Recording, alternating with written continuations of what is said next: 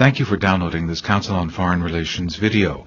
CFR is an independent national membership organization and nonpartisan research center. For more information, please visit us online at cfr.org. Good afternoon, everybody. Welcome to today's Council on Foreign Relations meeting. Our guest is Álvaro Uribe Vélez, the President of the Republic of Colombia. Please note that this meeting is on the record. President Uribe is halfway through his second term as President of Colombia.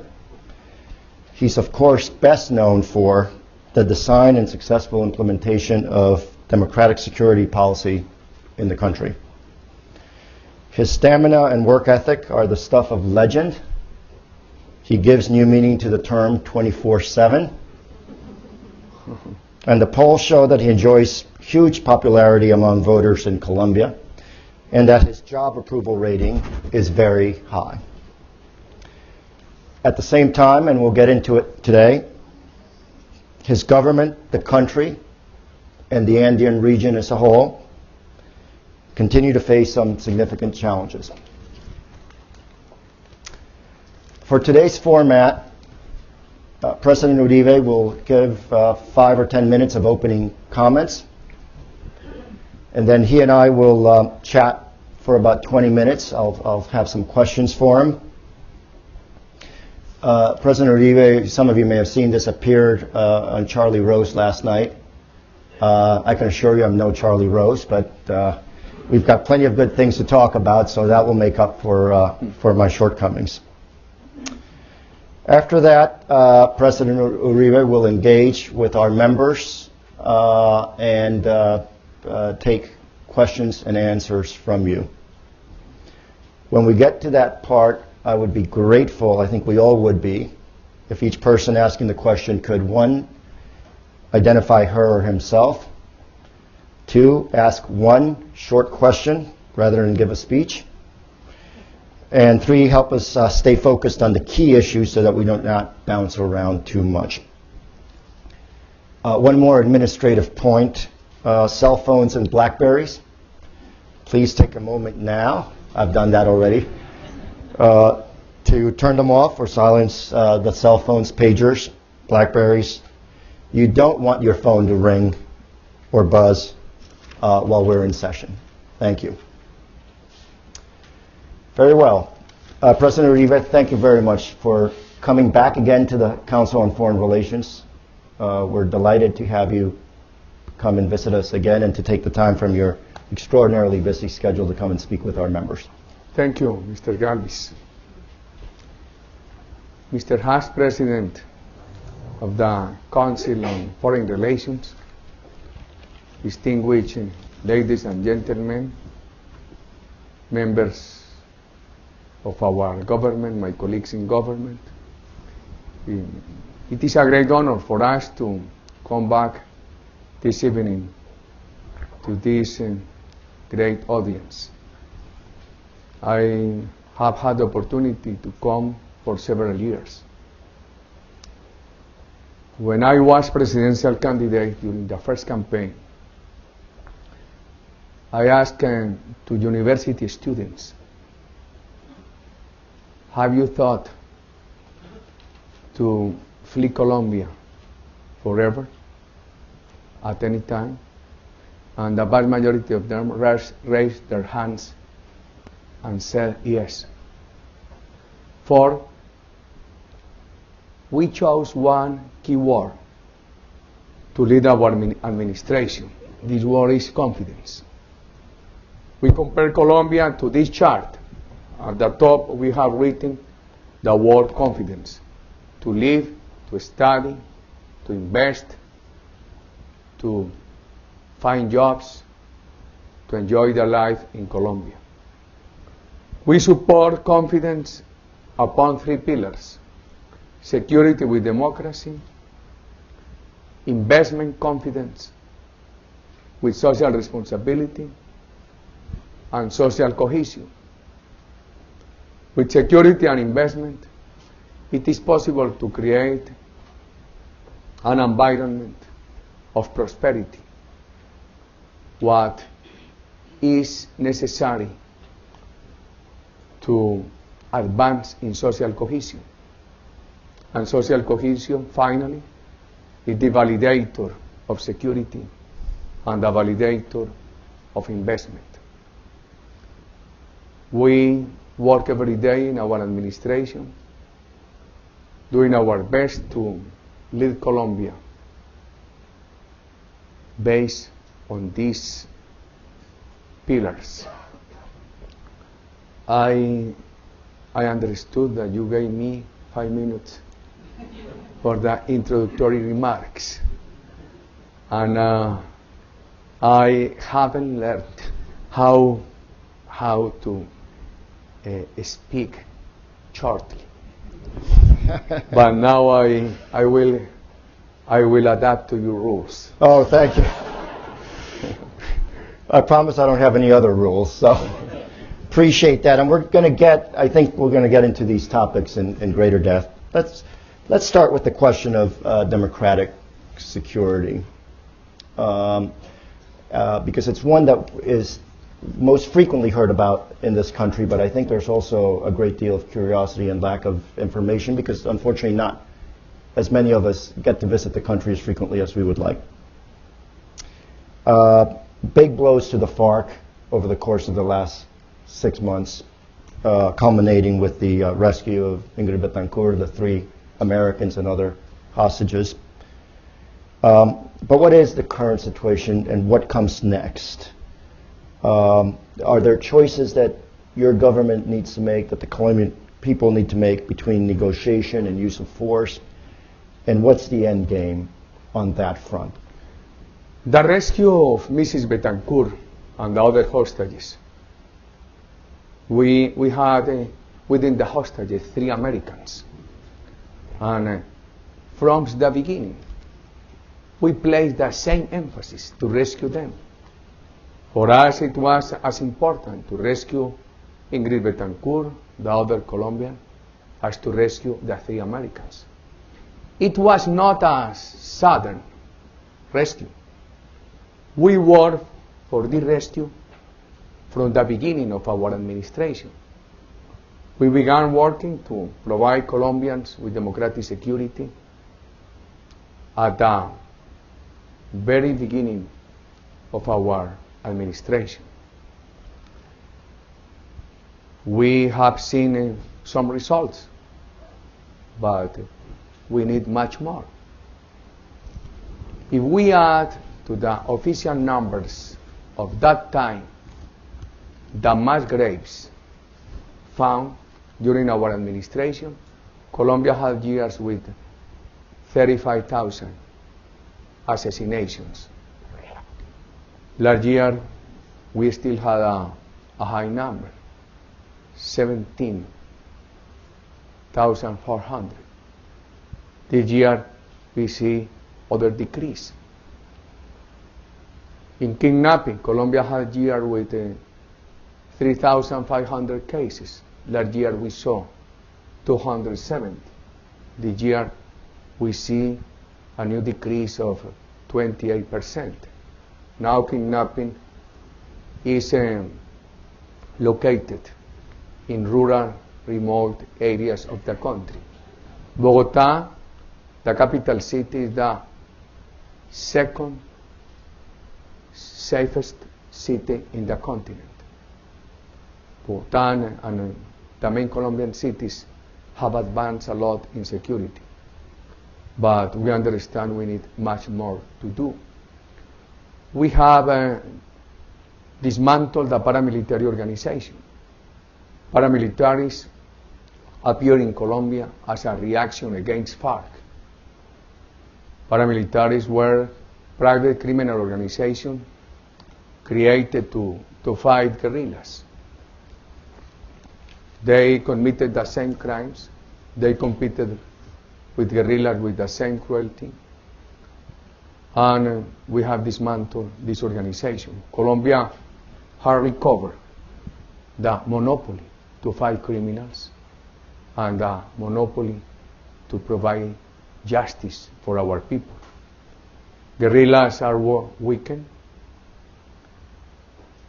but we still have guerrillas with the capacity to create terror in our country, to produce terrorist acts. And although we have extradited to the United States 841 members of the narco-trafficking organizations, we still have many bandits in the business of narco-trafficking in our country. The balance between negotiation and our policy on democratic security. Our policy is a way to get peace. In the 90s, Colombia saw the reinsertion of 4,000 members of the guerrilla groups.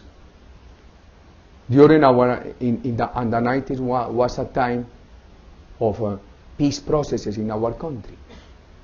During our terms in government, we have seen the demobilization of 48,000 members of the terrorist groups. By the beginning of our administration, roughly speaking, Colombia had 60,000 members of these groups.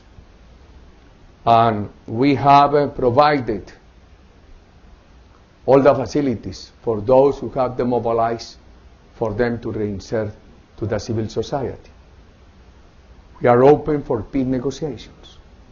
But while FARC can make money from illicit drugs, it will be very difficult for them to accept negotiations. For a while, we negotiate one by one. This year, we have seen the demobilization of 2,500 members of FARC. And this process is the process to negotiate with one, with other, with the third, etc. We are open, but I cannot say when Colombia is going to find good faith in FARC for peaceful negotiations.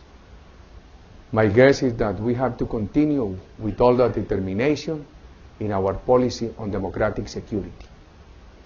Our policy has completed 6 years. Terrorist groups are acting in Colombia since the beginning of the 60s. So it's a continuing process. The military aspect of it is an important one. I think one of the great insights was capturing the presence of the state in parts where perhaps the state had not been present before. What other areas does that manifest itself in terms of health, education, social policies? How are those rolled out across the country, perhaps in areas and to populations that have been underserved in the past? For we have this combination. Security is accompanied by confidence to invest in our country, by the program we call our program for Colombia to get social cohesion. We have a set of social endeavors. In basic education, we had 78% of coverage. Now we have 94%. For the year 2010, our aspiration is to have 100% of coverage in basic education. We have gone behind the soldiers to every part of the country with our social tools. In education, for those who are under 5, we are beginning to create opportunities for massive coverage. And is the challenge resources? Is it infrastructure? Is it security? What are the biggest obstacles in achieving those objectives? Many obstacles. Many obstacles. Obstacles in our geography, in our infrastructure, in our budget, in our public indebtedness. Colombia has still 51% of its territory in jungle, in rainforest. We have in rainforest 578,000 square kilometers. We are a part of the Amazon basin. Our budget, at the beginning of our administration, Colombia had a fiscal deficit in the central government of 7.5. Now it is in between 3 and 3.2. It is still very complicated. In public indebtedness, Colombia had 50%, the proportion of indebtedness to the GDP. Now it has 27. Therefore, we have fiscal constraints, geographical obstacles, lack of infrastructure. But our administration is working to overcome all kinds of problems. We have advanced a lot in nutrition. Colombia had 3,300,000 children with under state programs in nutrition. Now we have 10 million. In microlending, we have advanced a lot. We have a program we call Families in Action. Through this project, we provide the poor families with subsidies for them to send their children to schools and to provide their children with health. We are advancing a lot. However, I am speaking to you about the portion of the glass that is filled. But we have a great part of the glass that it is still empty. Therefore, we have to work every day. And without investment, it is impossible to make sustainable our policy on security and to make sustainable our policy of social cohesion. So on the investment front, there are a couple of components to it. One is policies followed by the government in the country. Another component of it, interestingly, is the trade agreement, right? Trade, people always think about the movement of goods and services, but bilateral trade agreements include important investment, pro-investment components to it. Is that part of the reason why you've been pushing so hard on the trade front and the free trade agreement? And while we're on that topic, perhaps you can tell us a little bit about your prognosis for what's going to be happening on that front here. We need a free trade agreement. We are not optimistic that we would increase our exports to the United States in the coming years. But with the free trade agreement approved, many investors from several countries in the world will come to make investments in our country. And we think much more in having a high rate of investment than in having a seasonable growth rate in our GDP. For us, the most important asset is to have a high rate of investment. To promote investment in our country, we are working within several tools. First, our message. While other countries are hostile regarding the private sector, Colombia is very friendly. We give all the guarantees to the private sector to come to our country. We all give all the guarantees to domestic and international investors. We request from them social responsibility. And what does that translate into? In practical terms, social responsibility for our government is transparency in the relationship between investors and government. Transparency to assign contracts, to solve disputes, transparency in taxation. Social responsibility is solidarity of investors with communities. There are many important issues. For instance, to produce coal. Colombia is a large producer of coal. It's very important. Social responsibility is fraternity in the relationship between employers and workers. Fraternity as opposition to social class hatred. Fraternity as opposition to wild capitalism. To attract investors to our country, we work every day to improve our macroeconomic indicators. We have restructured 411 state agencies without dismantling the state. The last one we restructured is Ecopetrol, the agency for oil.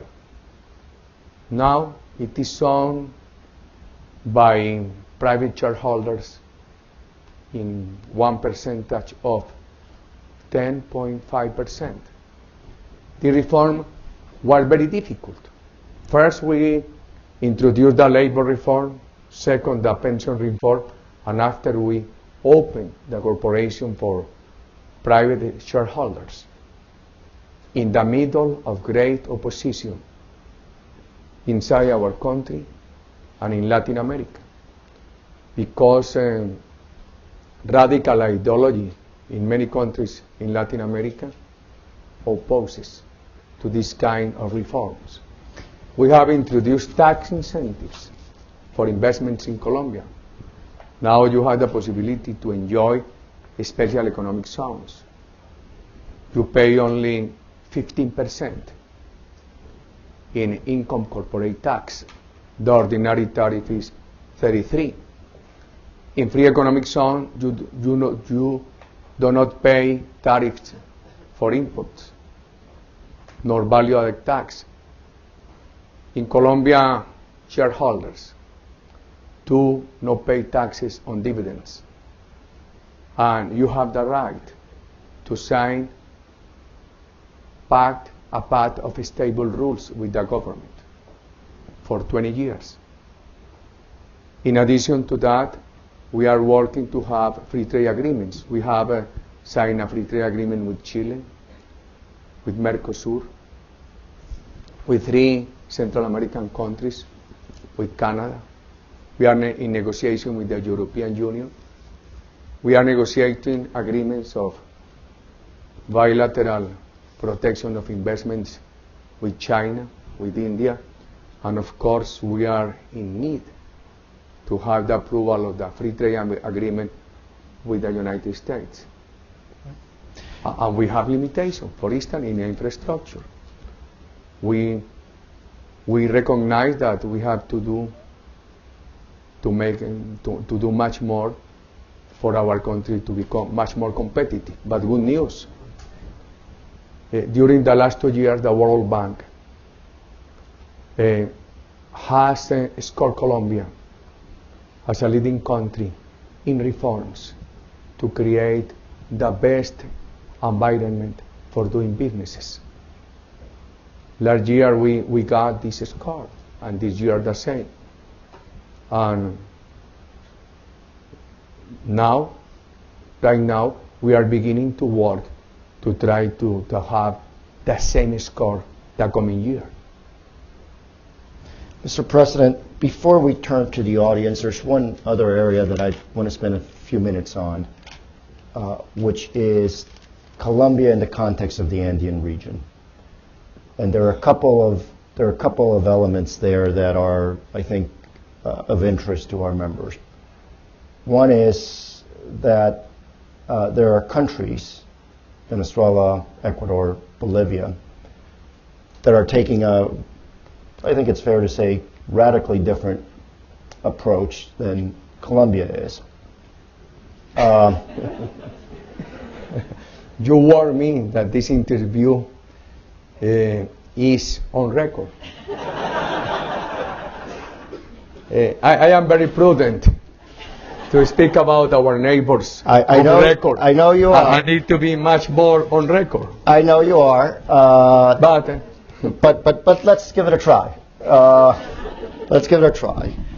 There are a couple of topics that I think would be great to hear your views on. One is a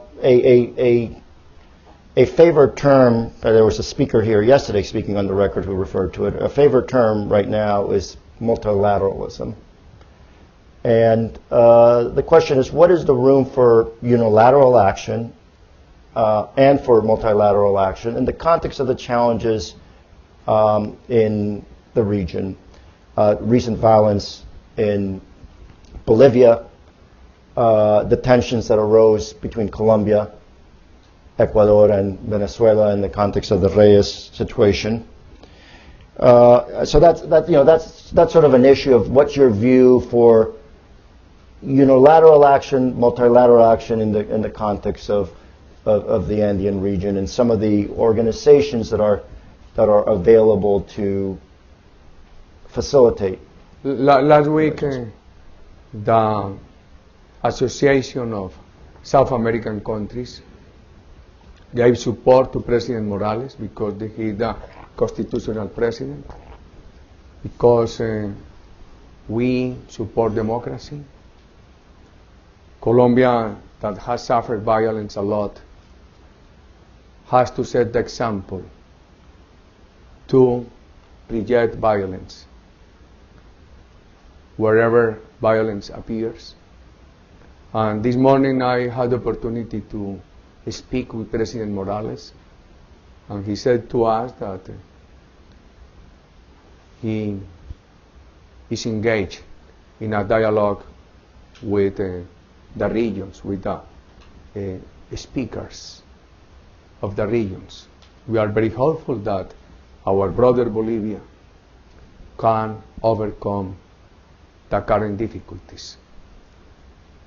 In the case with Ecuador, Ecuador is our brother. We have and we want not to have problems with Ecuador. We have problems with terrorists, with our own terrorists, with FARC, with ELN, with narco-traffickers, with those who were members of the paramilitaries, did not demobilize, and are now converted into simple narco-traffickers. You know that Raúl Reyes, a FARC leading figure, killed many people in Colombia. And when we bombarded him, he was in the jungle in Ecuador. The world knew that debate, but I, as President of Colombia, should no longer air this debate. In a very constructive approach, what we beg from our neighbors is help to fight terrorist groups. And we have one moral authority. We are a democracy. In Latin America, there were insurgent groups without illicit drugs fighting dictators. In Colombia, we have a pluralistic democracy being challenged by terrorist groups funded with illicit drugs.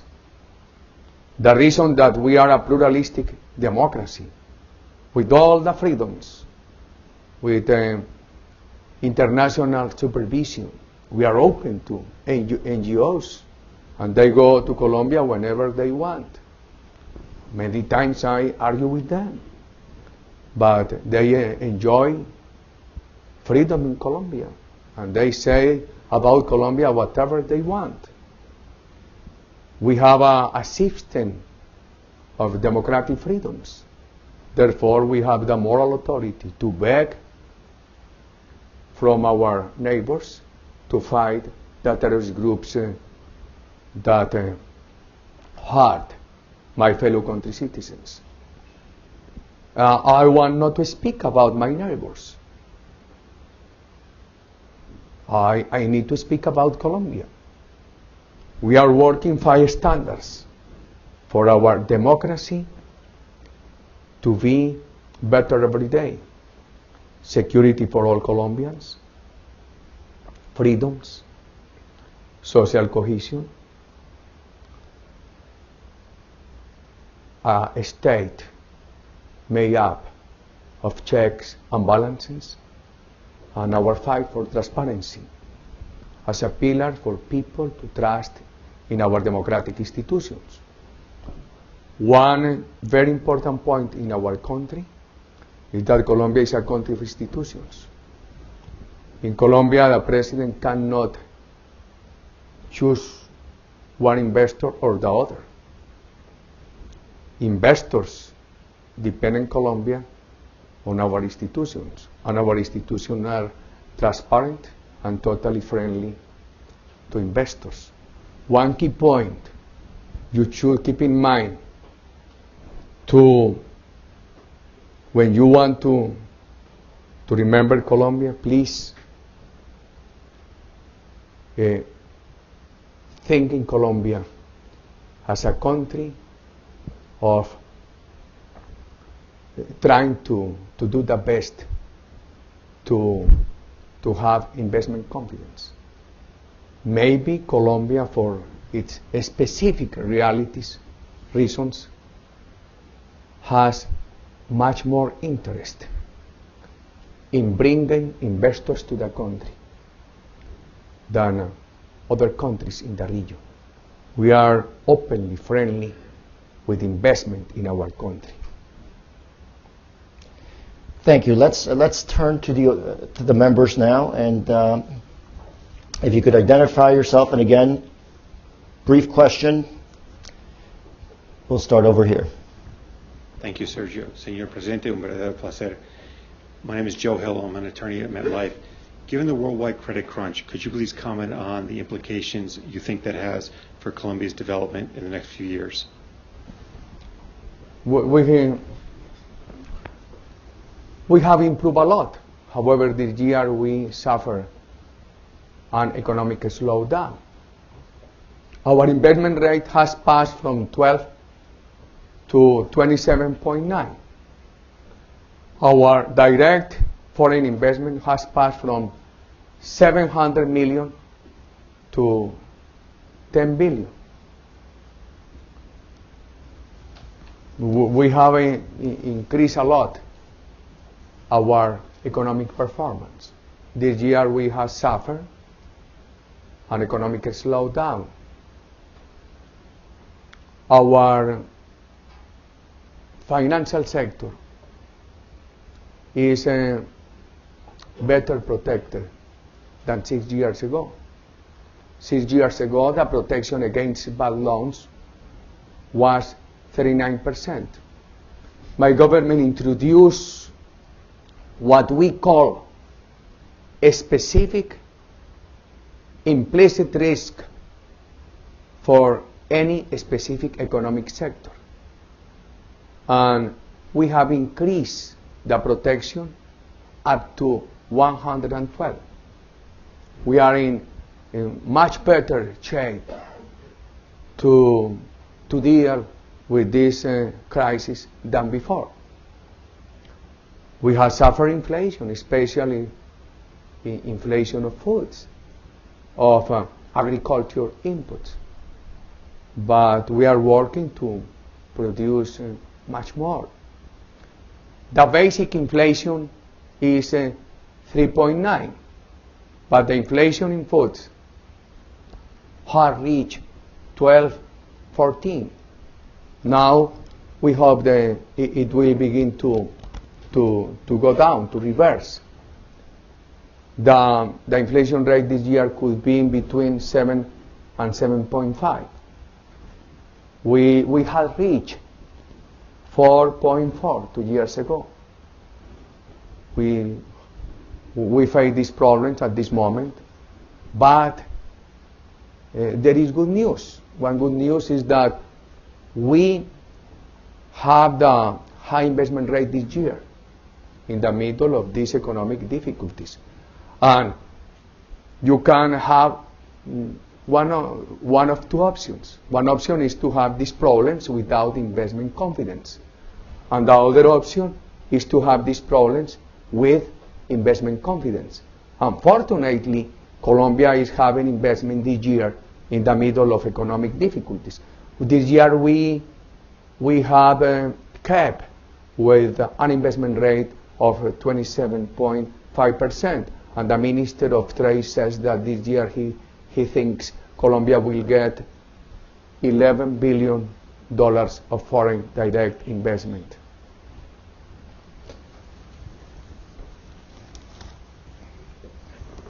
Yes, please.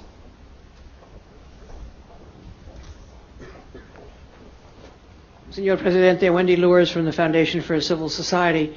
I've done a certain amount of work in your country, and my understanding is that Francisco Galán, who was the spokesperson for the ELN, is broken all ties now with the ELN. How are you taking advantage of these kinds of defections that are going on with the guerrilla? First, all the mobilized people are very well treated by our government. You imagine how expensive it is for our budget to sustain the reinsertion of 48,000 people. I have spoken many times with Francisco Galán. We gave him, ¿cómo es que se dice la liberación condicional? Conditional release from jail, pero eso tiene otro nombre. Parole. We gave him parole. We gave him parole before he completed his sentence, and he has come to see me many times. I have given him all the authorization to make contacts with ELN. But he has said to me, Mr. President, I have felt ELN does not want to advance in peace talks. I have not denied anyone the right to facilitate agreements with terrorist groups. But in this case, Francisco Galán, with all the good faith, has not succeeded yet. Therefore, the only way I have at this moment is to go after the ELN with all the strength of our democratic institutions. In the last weeks, in our permanent meetings with communities, we conduct 2 weekly community meetings, one on Monday and the second on Saturdays. In Mondays, we examine with communities how our policy of democratic security is going on in this specific region. In the last meetings on security, people have come to see us and have said to us, pay attention, ELN is in illicit drug businesses as every terrorist group. Because ELN wanted to appear as the good guys, and they are narco traffickers as the others. Francisco Galán was not. Francisco Galán belonged to that time of ideological guerrillas. He was Marxist oriented. And right or wrong, he fought for one ideological cause. But his successors in the ELN are with the illusion of easy money made from illicit drugs.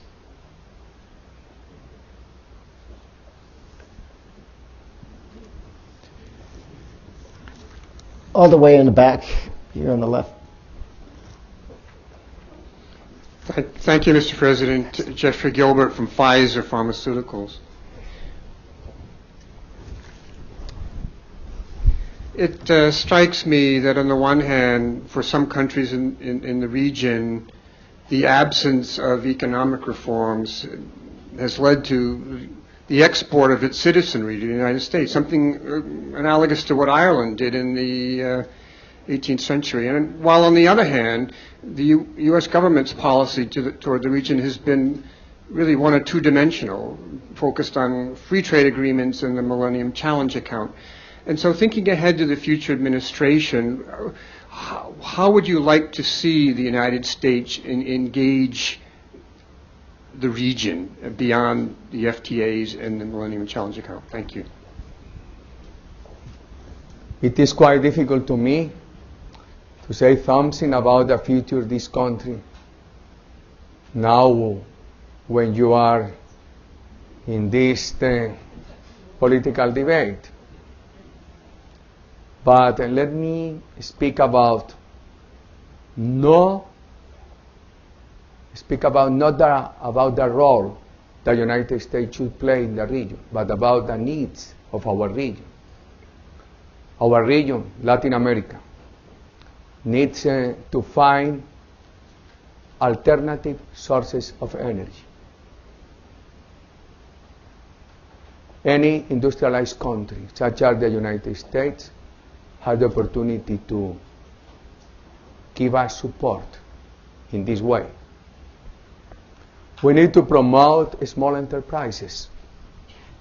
The United States, through the multilateral financial institutions, could give us strong support for small enterprises.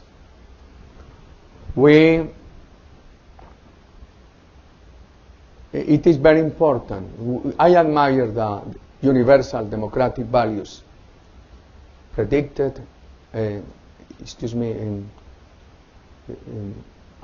practiced by the United States. It is very important to insist all over Latin America in the necessity to live with democratic values. It is very important to insist in this way. Free trade agreements. We should consider free trade agreements as a way to, at any moment, get the integration of the continent. The holistic integration. Integration in political dialogue, integration in social cooperation, integration in economics. Therefore, I consider the free trade agreement not as an end by itself. It is a means to have much more integration, and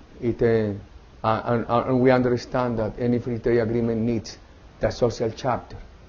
And in the free trade agreement we have already negotiated with the United States that is waiting for approval in Congress. We included the social chapter that is very beneficial for our workers. Shannon?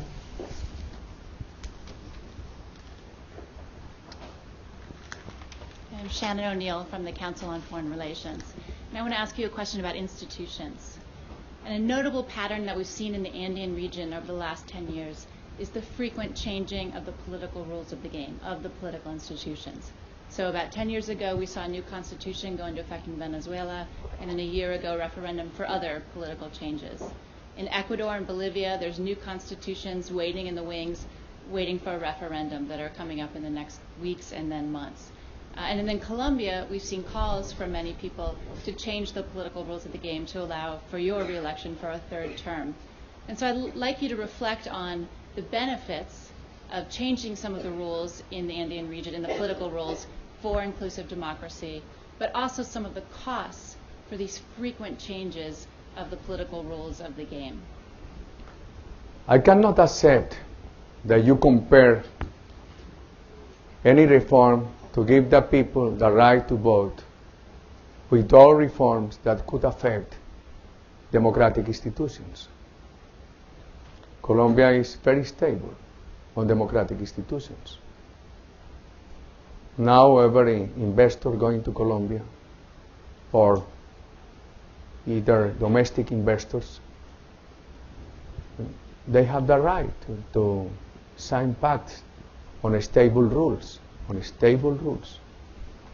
with 20 years with the government. Colombia has suffered terrorism for almost 60 years. And our government has fought terrorism for 6 years. My generation has not lived one single day in complete peace. We have the right to work for the new generations to enjoy living in Colombia without these risks. I am working for my fellow country citizens to re-elect these 3 policies, not to re-elect me. I have the obligation to do my best to convince the vast majority of my fellow country citizens that we need long-term policies. Policy on security, policy on investment, policy on social cohesion, with adjustments. We have many problems, therefore we need adjustments without abandoning the fundamentals. And these 3 policies are the fundamentals. There are reforms bringing limitations and distortions to democracies, and there are reforms bringing possibilities for democracies.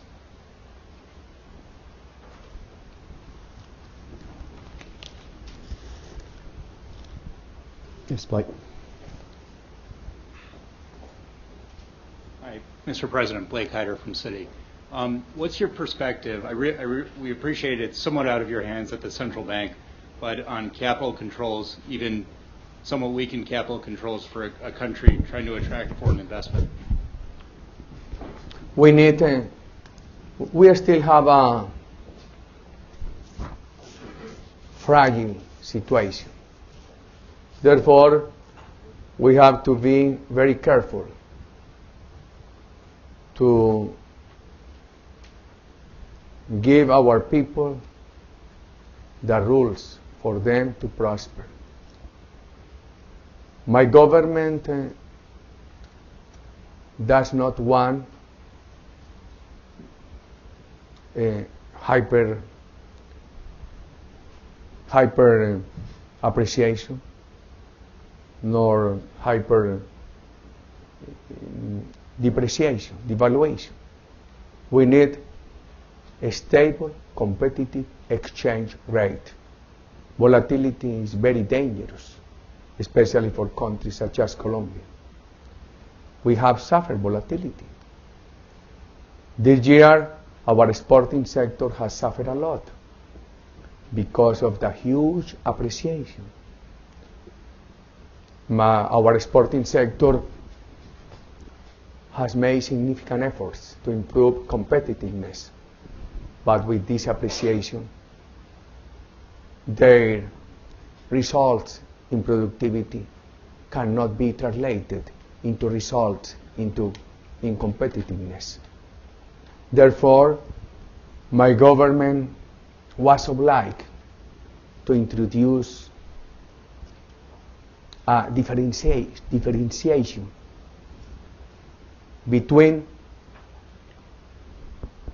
capitals bringing to the country with long-term vision and capitals coming to the country with the idea of short-term profits for the period of huge appreciation. And as you know, and I suppose you know because of your question, we introduce limitations to the short-term capitals. At the moment, we saw the reverse in the appreciation trend. We began to lift the limitations. 2 weeks ago, we dropped the limitations for those short-term capitals coming to the country to intervene in the stock market. The only limitation we still have in place is the limitation for short-term capitals to go to looking for fixed rent for papers with a fixed rent. The Minister of Finances is looking very closely the evolution of the economy, and our idea is at the right moment we will eliminate this limitation as we have done with other limitations. But please, I beg your the understanding of Wall Street about this. The worst for private investors is to have political instability in any country.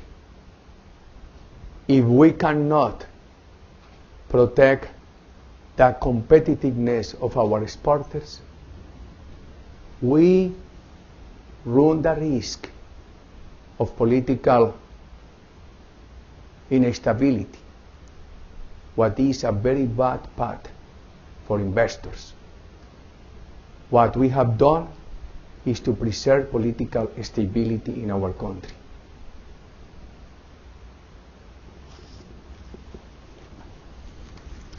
Yes, up here.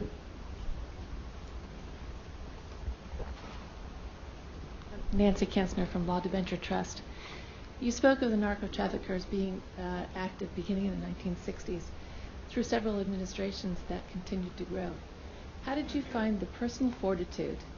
How do I? How did you find the personal fortitude and the courage to do what you did, and weren't you afraid?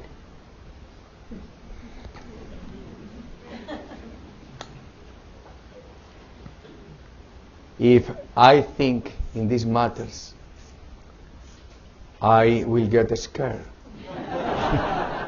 And I am afraid to be scared.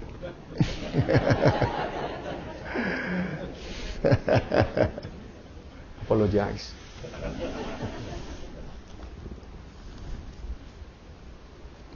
Yes, please. Bill Shear, Houlihan Lokey.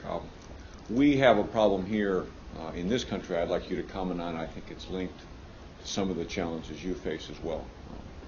To use layperson's words, I think we have an incoherent immigration policy that is not helping the fabric of this society be cohesive or coherent, your third pillar.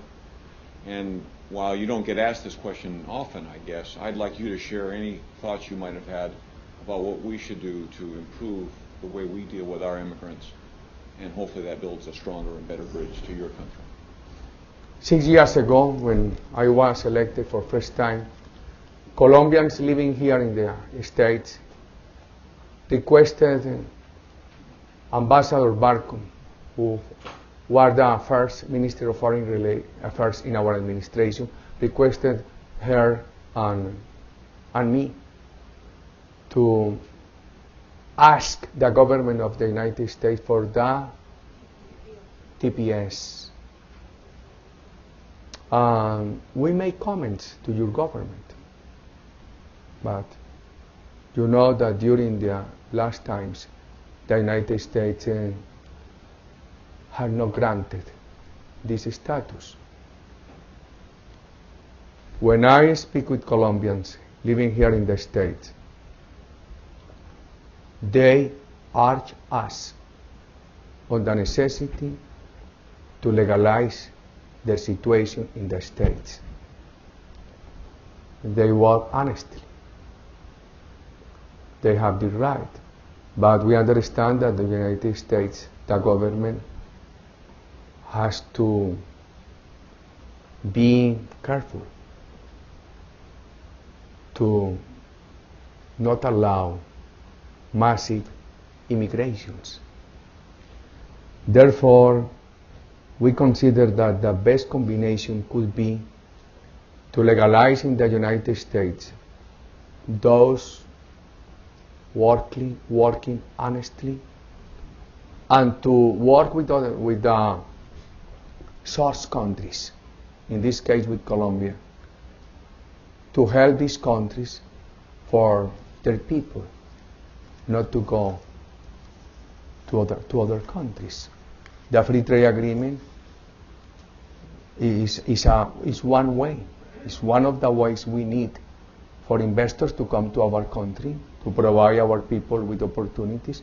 And the more our people find opportunities in our country, the less they will want to flee the country. Mr. President, there are many questions left, but we have arrived at 7:30 p.m. And we will have to bring this very interesting session to a close. But again, on behalf of the Council on Foreign Relations, I want to thank you for your frankness, your energy, and your willingness to come and speak with our members. Thank you again. Thank you. Thank you very much. Thank you very much. Gracias. Thank you for watching this Council on Foreign Relations video.